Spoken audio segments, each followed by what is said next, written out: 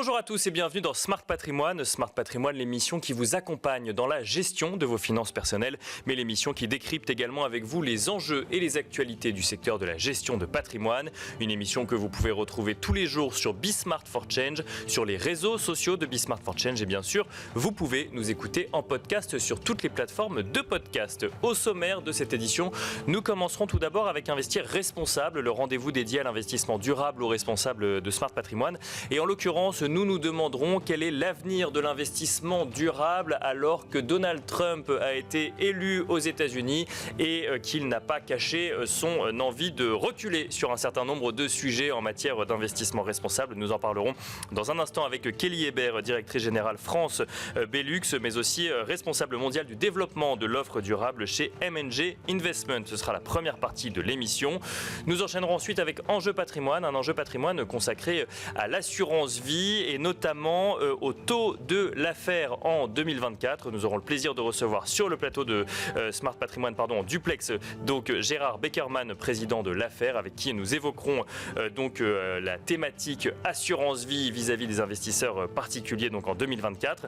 Et puis pour finir, nous aurons le plaisir de recevoir dans l'œil de l'expert Thomas Camard, le président de C-First, donc sur le plateau de Smart Patrimoine, avec qui nous ferons un point sur la stratégie en matière de produits structurés en 2025. On se retrouve tout de suite sur le plateau de Smart Patrimoine. Quel avenir pour l'investissement durable aux responsables dans les années à venir? C'est la thématique qui va nous animer aujourd'hui, en lien notamment avec l'élection de Donald Trump aux États-Unis, qui est d'ailleurs sorti des accords de Paris quelques jours après son élection, qui ne cache pas son envie de relancer l'économie américaine en lien notamment avec l'industrie pétrolière. Donc qu'en est-il de l'investissement durable dans les prochains mois ou les prochaines années? Une question que nous allons aborder aujourd'hui avec Kelly Hébert. Bonjour Kelly Hébert. Bonjour. Vous êtes directrice générale France, mais aussi Belux, et également responsable mondial du développement de l'offre durable chez M&G Investment. Peut-être une question très large pour commencer. Comment est-ce qu'on aborde ce début d'année en matière d'investissement durable avec autant de changements en si peu de temps, que ce soit en lien avec l'élection de Donald Trump aux États-Unis, qui effectivement donne plus que l'impression, montre qu'il a envie de reculer sur un certain nombre de sujets. Avant ça, des sociétés de gestion qui étaient sorties de l'Alliance Net Zéro en anticipation de la politique de Donald Trump. On a l'impression que l'investissement durable n'a plus le vent en poupe au niveau politique en tout cas. Oui, complètement. Ça marque un gros recul et c'est clairement une mauvaise nouvelle, l'élection de Trump. Mais ça reste à nuancer. D'accord. C'est-à-dire qu'en fait, ça va marquer un contretemps et un ralentissement du développement des enjeux climatiques. D'accord. En fait, si on regarde ce qui s'est passé notamment sous son premier mandat, finalement, il y a eu beaucoup d'initiatives qui ont pris jour entre 2016 et 2020. D'accord. Dans ces grandes initiatives et qui touchent notamment l'industrie financière, il y a le Climate Action 100+, qui sont les plus gros investisseurs dans le monde, qui se regroupent autour des 100 plus gros émetteurs, donc principalement des industriels en termes d'émissions carbone, et qui font un travail d'engagement pour essayer de leur faire changer leur trajectoire carbone. Cette initiative a pris jour sous le premier mandat de Trump. D'accord. Une deuxième initiative qui est aujourd'hui très utilisée par toutes les entreprises, notamment cotées en bourse, c'est le SBTI, le Science Based Target, qui est le fait que les entreprises acceptent une vérification externe de réduction de leurs objectifs CO2. Ça a pris jour en 2015, mais beaucoup de sociétés, notamment américaines, ont accepté de jouer le jeu sous le premier mandat de Trump. Donc, il y a un peu de provocation derrière tout ça. Il faudra voir ce qui se passe réellement dans la pratique. Économiquement aussi, il y a eu des résultats très concrets pour la transition énergétique lors de son premier mandat. Son premier mandat, le solaire, a été en très forte croissance, plus de 30%. L'éolien, c'est plus de 70% de croissance entre 2016 et 2020. Et les ventes de voitures électriques ont doublé sous son premier mandat. Alors, à l'heure actuelle, pour les voitures électriques, on ne se fait pas trop de soucis quand on voit effectivement l'un de ses plus proches soutiens. En revanche, sur l'éolien, il a quand même eu des paroles assez dures sur le fait de relancer l'industrie pétrolière avec son fameux drill, baby drill. Là aussi, on comprend un petit peu la tendance. Et puis Donald Trump, quand même, concrètement, est sorti des accords de Paris. Donc, ça montre que peut-être qu'il peut aller plus loin qu'il l'avait fait lors de son premier mandat aujourd'hui. C'est vrai. Si je reviens sur le drill baby drill qui terrifie un peu tout le monde, je viendrai le nuancer également avec le fait que on n'a pas un président qui va décider de l'offre mondiale du pétrole. Et très clairement, il va dépendre de la demande du pétrole et le prix du baril va dépendre de la demande mondiale. D'accord. Donc c'est pas Trump qui va décider tout seul sur ce sujet-là. Ce que vous dites, c'est qu'ils auront beau forer, s'il n'y a pas plus de demandes, ça ne servira pas à grand-chose et économiquement, globalement, ça n'aura pas de sens, c'est ça ? Exactement. Donc il faut espérer que ça vienne d'ailleurs des États-Unis, c'est ce que... Oui, et entre-temps, il faut regarder surtout... on a en face de nous un commerçant, donc il va regarder ce qui se passe économiquement. J'ai nuancé la trajectoire de Trump sur les enjeux climatiques par son premier mandat, mais maintenant, si on s'intéresse à ce qui pourrait se passer sur ce deuxième mandat et jusqu'où il pourrait aller en termes de ralentissement sur ces sujets climatiques, encore une fois, la première chose à regarder, c'est l'IRA. C'est l'Inflation Reduction Act qui a été voté sous Biden en 2022 par les deux chambres. C'est un plan de 500 milliards pour booster les investissements en infrastructure et en technologie verte. Si on regarde comment ce programme est déployé, c'est déjà des centaines de milliards d'investissements concrets, des créations d'infrastructures et d'emplois, et donc du coup qui viennent déjà booster la croissance. D'accord. Donc revenir là-dessus, pour Trump, ça serait tuer des emplois et peut-être venir toucher à des points de croissance. Si ce plan, actuellement, a créé des emplois, principalement dans les États républicains, 80% des infrastructures qui ont été créées sous l'IRA sont dans des États républicains, avec notamment le Texas, qui en a beaucoup profité et qui, je crois, a la moitié du parc éolien américain. Donc, pour Trump, l'enjeu est tout à fait politique lié à l'IRA. En plus, c'est inscrit dans le code fiscal américain pour 10 ans. D'accord. Donc, il serait obligé de faire passer un vote à la Chambre, au Congrès, pour pouvoir revenir en arrière. Donc, en termes de probabilité... Pas trop d'inquiétude de ce côté-là, si pas je comprends trop d'inquiétude. Bien. D'accord. Ça, c'est pour effectivement l'IRA, mais alors sur d'autres thématiques, en fait, on a quand même l'impression, alors même si de nombreux experts nous disent, par exemple sur un autre sujet, sur les droits de douane, qu'il y a effectivement les déclarations, la négociation, puis la réalité, et que finalement la réalité n'est pas si différente de celle qui était avant le début des déclarations. Mais quand même, ça donne un contexte, ça donne un cadre pour des professionnels de l'investissement sur les entreprises à choisir, sur celles qui vont potentiellement bénéficier ou non de décisions politiques qui changent un petit peu la donne. Oui, absolument. Ce qu'on va voir sous ce deuxième mandat, c'est clairement, notamment sur les sociétés américaines, potentiellement une volonté de moins travailler en collaboration. Donc tout le travail d'engagement qui est fait par les gérants, notamment actifs, comme nous pouvons l'être chez M&G Investment, on peut s'attendre à avoir des entreprises qui ont moins envie d'échanger avec nous de ce côté-là, qui refusent par exemple d'avoir une vérification externe de leur trajectoire carbone. Donc de ce côté-là, on peut clairement s'attendre à un recul. Encore une fois, les sociétés américaines qui sont cotées, parce que c'est principalement elles qui seront concernées et qui pourront faire un peu de clientélisme avec Trump, ont une base d'investisseurs qui est mondiale. Et il va y avoir un vrai décalage avec les attentes qu'elles vont pouvoir retrouver de leurs investisseurs européens. En Europe, je pense qu'on a une chance de pouvoir marquer un leadership très clair sur le durable, et on voit pour l'instant aucune société, aucun gouvernement qui vont faire machine arrière sur l'ESG. Donc le fait que les sociétés cotées aient une base très diversifiée d'investisseurs, ça devrait quand même limiter la capacité de certaines entreprises américaines à faire complètement machine arrière sur ces sujets-là. Et encore une fois, aux États-Unis, vous avez aussi des États qui ont marqué une différence très nette avec les volontés de Trump, comme la Californie.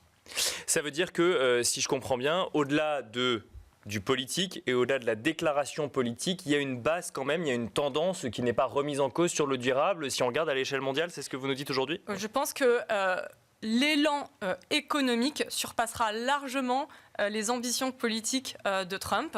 Et encore une fois, Trump est élu pour 4 ans. la tendance de décarbonation, elle est sur plusieurs décennies. Beaucoup de sociétés et de gouvernements ont des ambitions net zéro d'ici 2050. Donc on va avoir un ralentissement sûrement pendant 4 ans, mais ça ne change pas la tendance très long terme qui est en place. Quel impact pour les investisseurs particuliers? Est-ce qu'il faut regarder avec encore plus de précision leurs investissements? Est-ce qu'il faut freiner un petit peu pendant 4 ans? Est-ce qu'il faut au contraire redoubler d'engagement sur ces sujets pour contrebalancer la politique des États-Unis? C'est une très bonne question. Le cadre gouvernemental sera très clairement moins important et moins solide, notamment sur les sociétés américaines. Donc il va falloir doubler de vigilance et transférer la responsabilité complètement sur le privé et donc les entreprises. Et donc ça va être un travail M&G Investment, tous les gérants d'actifs, de bien communiquer le plus clairement possible, d'offrir de la mesurabilité sur ces sujets-là aussi, pour pouvoir donner de la confiance aux investisseurs et notamment aux particuliers qui ont envie de, pour la grande majorité d'entre eux, et bien juste de continuer cette trajectoire durable dans le temps. Donc, moralité, renseignez-vous plus que jamais quand vous faites de l'investissement durable, puisqu'effectivement, le cadre politique ne fera pas tout en 2025, 2026 ou 2027. Non, et d'ailleurs, on le voit dans la pratique. Chez M&G Investment, on a des stratégies sur les accords de Paris, des fonds actions, un fonds Europe, un fonds global.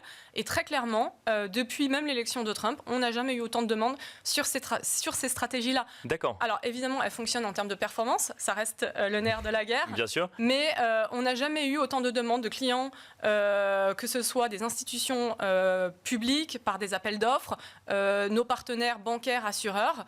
Donc, en Europe, je pense que la trajectoire durable, les enjeux climatiques restent très fortement inscrits dans la croissance future. Merci beaucoup Kelly Hébert de nous avoir accompagnés dans donc Investir Responsable. Je rappelle que vous êtes directrice générale France mais aussi Belux et responsable mondial du développement de l'offre durable chez M&G Investment. Merci beaucoup. Merci à vous. Et quant à nous, on se retrouve tout de suite dans Enjeux Patrimoine.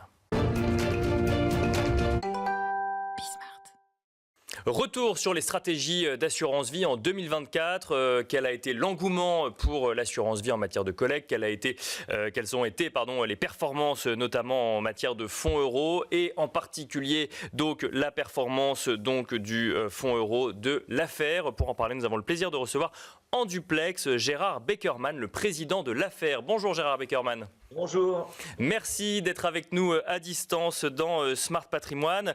L'affaire donc qu'on ne présente plus, mais que je présente quand même rapidement. Association d'épargnants donc avec 748 000 adhérents, si je ne dis pas de bêtises. Gérard Beckerman, vous avez dévoilé il y a un mois à présent le taux de rendement de votre fonds en euros, 2,51% net de frais de gestion en progression par rapport à l'année dernière. Un mot peut-être sur, je rentre dans le vif du sujet tout de suite sur la performance, mais un mot peut-être sur ce taux de rendement du fonds euro. On retrouve du coup de la performance sur les fonds euros sur les dernières années, Gérard Beckerman. À l'affaire, c'est certain. Vous savez, l'affaire a été pendant près d'un demi-siècle le leader, l'étendard en matière de rémunération des fonds en euros pour une seule raison, c'est ce que nous avions mis très peu de côté, on appelle ça la provision pour participation aux bénéfices, et que nous avions toujours distribué 100% des résultats. Donc nous étions placés parmi les premiers, et souvent d'ailleurs le premier. Bon, on a eu une petite faiblesse ces derniers temps qu'on est en train de vite rattraper pour redevenir dans le peloton de tête. Donc les fonds en euros sont une épargne qui est bien rémunérée aujourd'hui, mais à l'affaire, on rémunère de manière, je dirais, naturelle. C'est très facile pour une compagnie d'assurance, que nous ne sommes pas, nous sommes plutôt une compagnie d'assurés, c'est très facile que de donner des photos. Faux FAUX, c'est-à-dire on va puiser sur les réserves, on va réaliser des plus-values sur certains actifs. Nous, à l'affaire, c'est beaucoup plus naturel. On donne ce qu'on peut. On donne ce qu'on peut et on donne tout ce qu'on peut. Donc, nous sommes satisfaits de cette évolution du taux, puisqu'on est passé de 2,22 à 2,51. C'est une bonne performance. Un mot peut-être sur la collecte en 2024. De quel ordre a-t-elle été au sein de l'affaire? Est-ce que les Français ont une fois encore été séduits par l'assurance vie et plus particulièrement par les fonds euros dans un contexte de hausse des taux, Gérard Beckerman? Puisque vous parlez des Français, je crois que c'est beaucoup plus intéressant de s'intéresser à la collecte nationale. D'abord, notre collecte, elle est bonne, mais il y a deux manières de voir la collecte. Il y a soit la collecte en termes humains, le nombre de femmes, d'hommes, de jeunes qui ont adhéré. Eh bien, sachez que tous les quarts d'heure, un Français adhère à l'affaire. Et puis, il y a la collecte en termes de milliards d'euros. Bon, là aussi, nous sommes sur la bonne pente. Et au niveau national, c'est très intéressant ce qui se passe.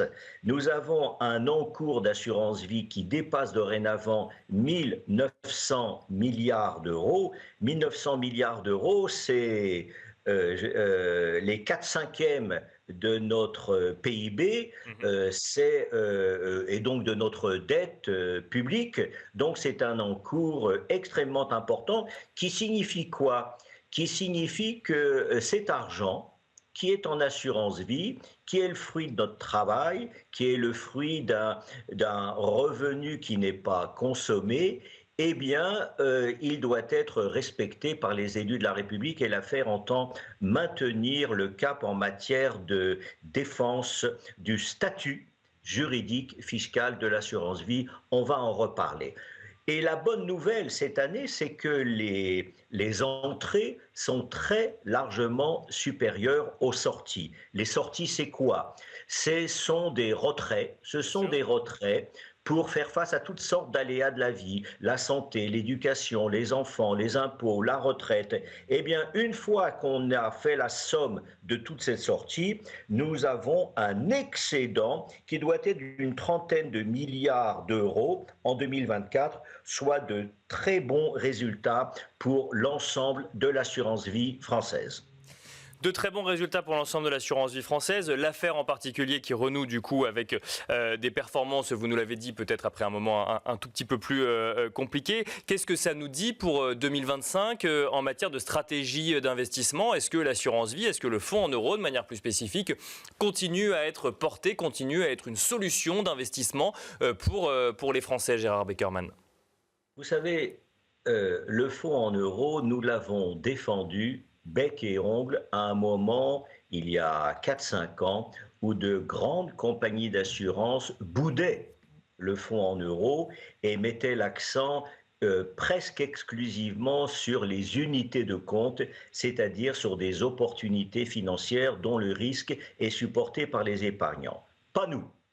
Pourquoi pas nous? Parce que nous avons toujours estimé que le fonds en euros, qui apporte la garantie, la sécurité de l'épargne dans le temps, devait être promu, préservé et même développé. Et donc on a eu le courage, lorsque les taux n'arrêtaient pas de descendre, souvenez-vous, il y a une époque où les taux étaient même négatifs, quand on achetait des emprunts allemands, des Bund, on pouvait les acquérir à moins quelque chose. Donc les taux avaient convergé en dessous de zéro. Et malgré ça, l'affaire avait un message. Et ce message, c'était la confiance. Nous avions toujours eu confiance dans les fonds en euros et l'histoire, aujourd'hui, nous donne raison. Un mot peut-être du PER. Alors l'affaire est sur le plan épargne retraite. L'affaire propose un plan épargne retraite depuis moins longtemps, depuis 2020. Mais comment avez-vous vécu cette année 2024 sur le plan épargne retraite, Gérard Beckerman? Alors, pour la première fois de son histoire, on a commencé à développer le R de l'affaire, c'est-à-dire la retraite, les produits retraite et en particulier le PER. Nous y croyons. Et je vous fais un aveu, j'ai le sentiment qu'on y croit un peu plus que certains députés qui commencent à s'attaquer au statut juridique du PER. On pourra en reparler. Mais l'affaire est là pour s'opposer à toutes ces initiatives. On y croit, on part de zéro, plusieurs milliers de souscripteurs ont été enregistrés en 2024, la croissance est très forte. et nous sommes sur la bonne pente. C'est un complément, évidemment, comme nous partions de zéro, ce n'est pas le grand paquebot. À l'affaire, nous avons un fonds général de 43 milliards d'euros. Nous n'en sommes pas là avec le PER. Et puis, nous voulons aussi diversifier l'offre en assurance vie. On vient de créer, c'est très bien de parler du PER, mais il ne faut pas oublier ce qu'on vient de créer. On vient de créer un nouveau contrat, Affaires Génération, qui s'adresse aux jeunes, qui vont prendre l'engagement de rester fidèles. C'est beau la fidélité. Bien sûr. C'est beau et c'est même bon quand on a une prime à la fidélité au-delà de 8 ans. Et qu'est-ce qu'on va dire à tous ces jeunes qui ont entre 25 et un peu plus, 50 ans, 55 ans, nous allons leur dire, écoutez, comme de toute façon, lorsque vous rentrez à l'affaire, il y a très peu de rachats totaux. Quand on est à l'affaire, on y reste. La durée moyenne de détention du contrat, elle est supérieure à 21 ans. Et là, avec Affaires Génération, nous disons, OK. Oui. Un mot peut-être, pardon Gérard Beckerman, mais alors effectivement on a beaucoup parlé d'affaires génération dans cette émission. Déjà peut-être un mot sur le statut fiscal de l'assurance vie ou sur le statut du PER. Alors vous nous avez mentionné les deux et on sent qu'à l'affaire vous estimez qu'il y a besoin de défendre ces fonctionnements qui semblent quand même intégrés et acquis pour un certain nombre de Français. Oui, vous savez, c'est l'assurance vie en général qui représente, j'allais dire, une proie. Une proie pour tous ces élus de la République.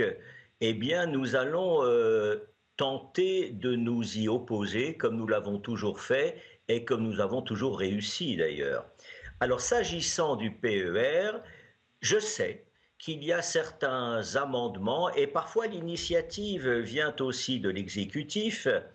Visant à interdire la souscription, notamment pour les mineurs. Bien sûr. Donc, ce n'est pas une bonne idée, surtout qu'on s'intéresse aux jeunes et que quand on est mineur aujourd'hui, on ne le sera pas pour l'éternité et on ne le sera pas au moment précis où nous aurons besoin de profiter de toute cette épargne. Donc, nous disons, tant à l'exécutif qu'aux députés et aux sénateurs, vous avez voulu un produit retraite qui s'appelle le PER, il marche bien, c'est un bon produit, il séduit les épargnants, il ne faut pas les tromper en changeant de code de la route. C'est comme si vous disiez aux automobilistes, maintenant vous allez pouvoir franchir les lignes blanches, maintenant vous allez vous arrêter au vert et vous allez pouvoir passer au rouge. Il faut la stabilité des règles et c'est un message que l'affaire entend défendre partout. Merci beaucoup Gérard Beckerman de nous avoir accompagnés dans l'émission Smart Patrimoine pour donc évoquer l'assurance vie, le PER, mais aussi l'assurance vie pour les plus jeunes avec notamment l'affaire Génération. Merci à vous. Je rappelle que vous êtes le président de l'affaire et quant à nous, on se retrouve tout de suite dans l'œil de l'expert.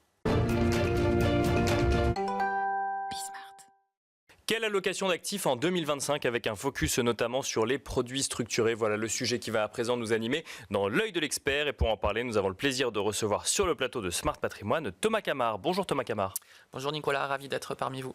Merci d'être avec nous. Vous êtes le président de SafeFirst. On peut peut-être commencer par rappeler ce qu'est SafeFirst rapidement, Thomas Camard. Alors SafeFirst est un nouveau broker entre guillemets, mais pas un broker de plus. C'est un broker que nous venons de créer qui fait suite, si vous voulez, au développement et à la croissance du club Élite Patrimoine privé. D'accord. Avec mes associés Maurice Julliard et Alain Kilimli. Broker en produits structurés donc. Broker en produits structurés avec un ADN un petit peu à part. Nous sommes 100% indépendants et nous avons un driver principal, c'est la victoire client. Et alors justement, dans ce contexte de marché de début 2025, qu'est-ce que vous regardez? Qu'est-ce qui vous alerte? Quelles questions vous vous posez pour mettre en place une stratégie d'allocation d'actifs en matière de produits structurés? Alors on a eu une fin d'année 2024 qui a été quand même très dynamique et début 2025 qui est vraiment dans la continuité. Donc nous, ce qu'on regarde aujourd'hui, évidemment, c'est aussi ce que nous demandent nos cabinets et les clients finaux qui demandent au cabinet. C'est effectivement le retour retour vers les produits à capital garanti, notamment. On a une demande assez importante. Parce que ça, il y en a toujours en ce moment, donc pourquoi ne pas en bénéficier? Le contexte de taux fait qu'on a quand même un attrait sur ce type de produit. Alors, nous, ce n'est pas notre cœur de gamme, puisque nous, on est quand même plutôt sur du produit indiciel.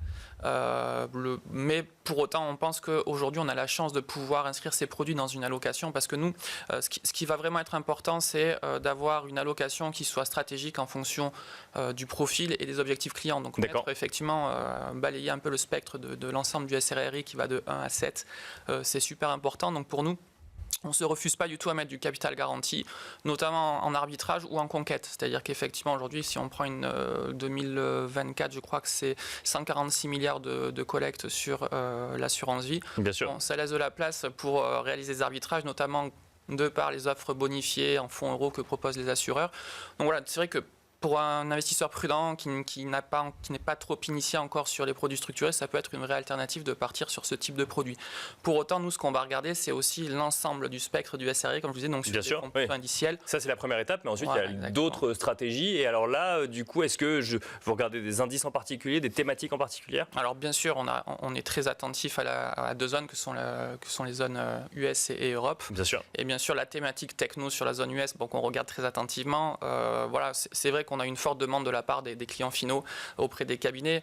Maintenant, nous, on est très attentifs. Pourquoi? Parce qu'on est dans un marché qui est déjà fortement valorisé et que il faut pas non plus, il faut qu'on reste plutôt pertinent sur le sujet. Donc, effectivement, on va regarder la techno, on regarde les financières, on regarde l'énergie, évidemment, du côté de la zone US, mais encore une fois, dans un marché qui a été fortement valorisé. On a eu un petit rattrapage du côté de la zone euro en ce début d'année. Pourquoi? Parce que justement, on a sous-performé en 2024, spécifiquement en fin d'année 2024. Donc, effectivement, on est aussi... Le rattrapage de la zone euro, comme on peut l'entendre de la part de certains experts boursiers, c'est une thématique produits structurés également? Sur les indices, effectivement, on a quand même des champions en Europe. Donc nous, on est très attentifs à regarder si les analystes font consensus sur le fait qu'il y aura un retour plutôt périn sur les actions européennes. Pourquoi? Parce que ça nous permettrait, pourquoi pas, de retourner sur des thématiques type le luxe. D'accord. Pourquoi pas l'automobile si on avait un allègement des réglementations, parce qu'aujourd'hui, ça a été un secteur très chahuté, mais on n'est pas encore, à mon avis, favorable à un retour périn sur cette thématique-là. Voilà. Et puis nous, on essaie aussi de créer des indices qui vont couvrir l'ensemble de la zone et sur l'ensemble des thématiques, des indices qui sont des transatlantiques où on va prendre les meilleurs, nos champions US et les champions européens. Ça veut dire qu'on peut aller vraiment sur tout type d'actifs avec les produits structurés. On est vraiment tout terrain sur ce type de véhicule. Exactement. Alors le produit structuré, c'est vraiment une classe d'actifs qui est à part et qui qui connaît un dynamisme incroyable. Je crois qu'en discutant avec mes confrères, on est aux alentours de 54 milliards d'euros de collecte en 2024. Donc c'est une progression incroyable. Mais pourquoi? Parce que ça répond à une problématique, à un objectif de nos clients. C'est aujourd'hui, je veux aller chercher de la rémunération qui va au-delà de l'actif du taux sans risque.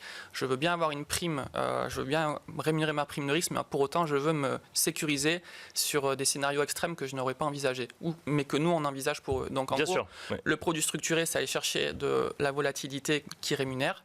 Donc, c'est bien notre set quad de transmission sur les marchés, c'est la volatilité, puisqu'il ne faut pas oublier que dans un produit structuré, on est vendeur d'options et que quand on est vendeur d'options, c'est la volatilité qui paye. Et donc, je veux bien prendre ce risque et qu'il soit payé, mais je veux me prémunir contre une baisse des marchés de 50%. Je veux rajouter des mécanismes qui vont me protéger et être payé en fonction de ça. Merci beaucoup Thomas Camard de nous avoir accompagnés dans l'œil de l'expert. Je rappelle que vous êtes président de C-First. Merci beaucoup. Je vous en prie, merci à vous. Et quant à nous, on se retrouve très vite sur Be Smart for Change.